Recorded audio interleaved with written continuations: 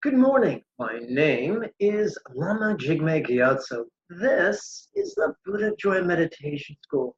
Today, let's explore the significance of the folded palms in Buddhism. But first, remember to find that red subscribe button and give that a click. And then find the little icon in the shape of a bell. Give that a click. That way you won't miss out on the next video.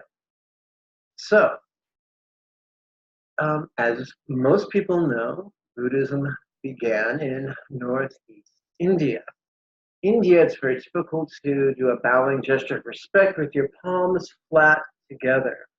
In a tantric Buddhism, one does the same gesture but with the palms puckered. And from this point of view, it's as if the thumbs are coming up to the first crease. Now, my tantric teachers explained to me it is as if your palms cannot press flat, for they are holding a jewel they are offering to your teacher.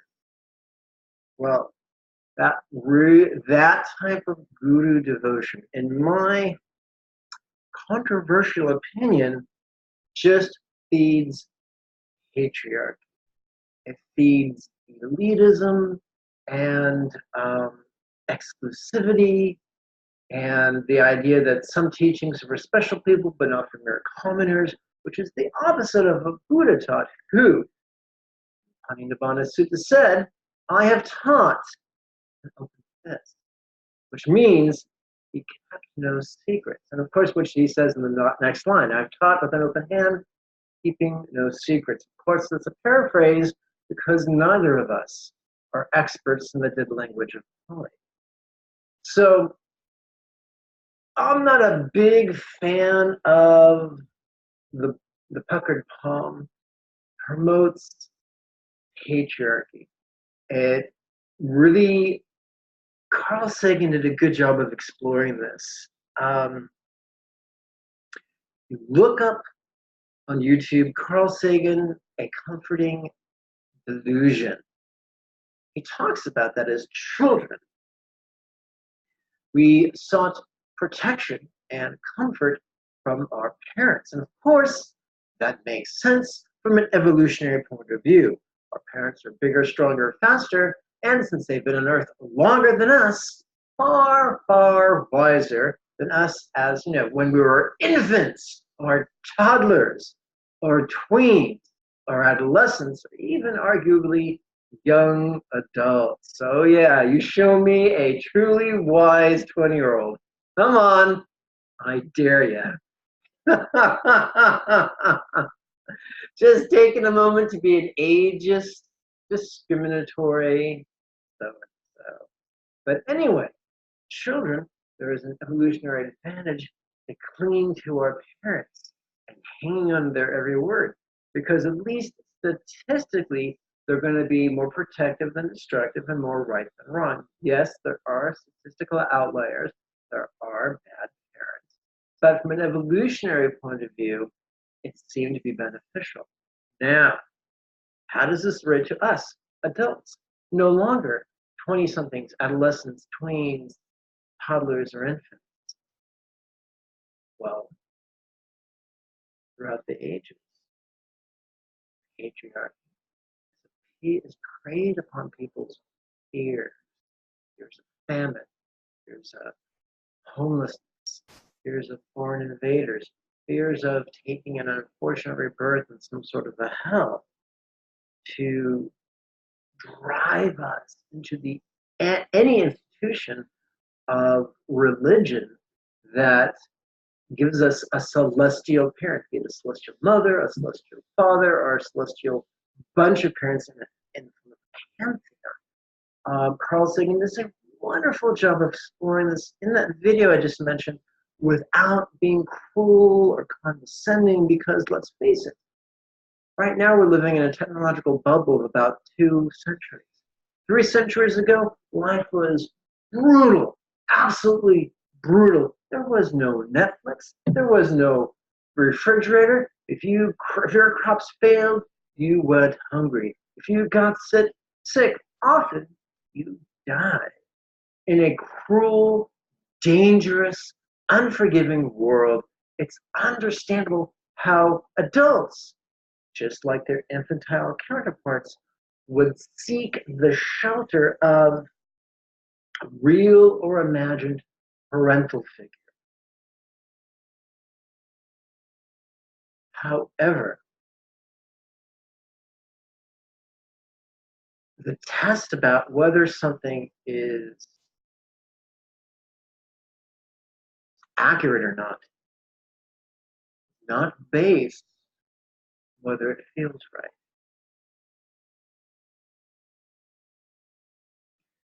It's based on the results it generates when we work with it. So for instance, I might feel very strongly that this brand new diet's going to help me. If I follow the diet to the letter and actually gain weight, then the results are telling me it's not beneficial. So we see that in the most basic scientific method, it's the results that evaluate the hypothesis, not the arguments for the hypothesis.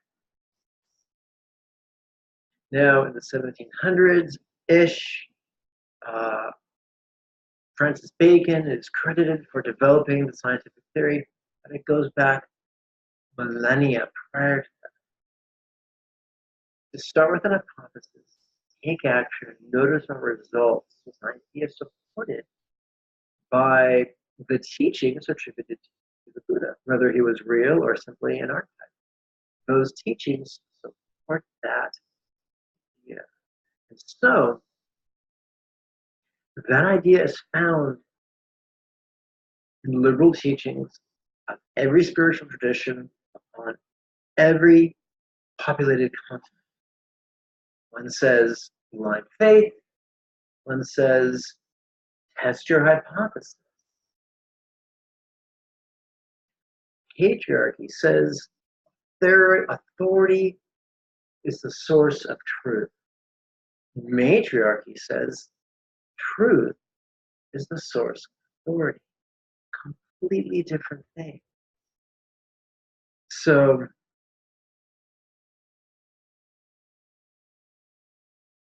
as I mentioned in a previous video, Buddha did not set out to form a religion. He was merely a very successful meditator. Other people saw his success and asked him how to meditate. He gladly answered their question. He was not out to form a religion. There was already numerous religions. Just a meditator who found a method that worked well. People asked him for guidance. He gave it. No faith required, no devotion required, no offerings required, no bowing required. Easy peasy lemon squeeze. So the first purpose of the puckered palm is devotion, which is acquiescence to patriarchy, which I do not recommend. The second application of the puckered palm is thus. We live in an interdependent universe, which is why it is written, it causes, components, conditions, conceptions. Independence is but an illusion. Everything affects everything. Everything is affected by everything. Not immediately, then eventually. Not directly, then indirectly. Not overtly, then subtly. Live in an interdependent universe. Ask a microbiologist. Ask a cosmologist. They will agree. The four primary forces of the universe, according to physics, are gravity, electromagnetism, strong nuclear force, and weak nuclear. Let's talk about the second power of the universe, electromagnetism. There are subtle EM, electromagnetic phenomena, in our body. And our ability to capitalize on those phenomena can help or hinder our meditative progress. That's why I'm rather fond of doing various hand positions, because they seem to modulate very subtle EM phenomena. You see that same EM phenomena in acupuncture, pressure, and various hands-on healing modalities, such as Reiki and the like. So, one brings one's hands overhead, one's subtle energy can gather over one's head. One brings one's energy to one's upper rib cage, that is where one's subtle energy can gather. One brings one's palms to one's lower abdomen, that is where energy can gather. Personally, I feel if you wish to guide the energy in your body, it's more precise to play with 3 variations of 4 finger positions than it is to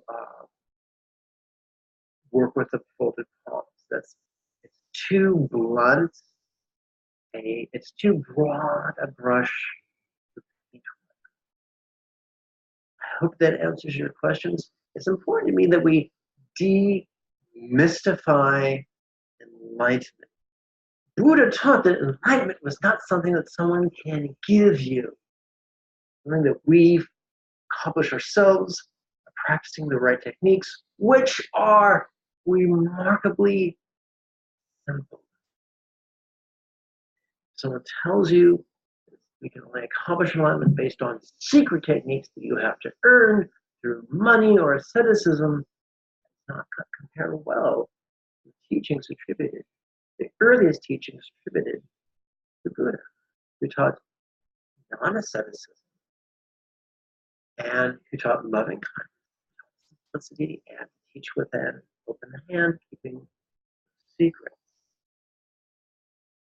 So, personally, if I'm in a very stressful situation and maybe I'm tired or I'm in pain and I'm in a very confusing situation with multiple people talking to me or yelling at me, I might do this just to concentrate, to coalesce my subtle energies.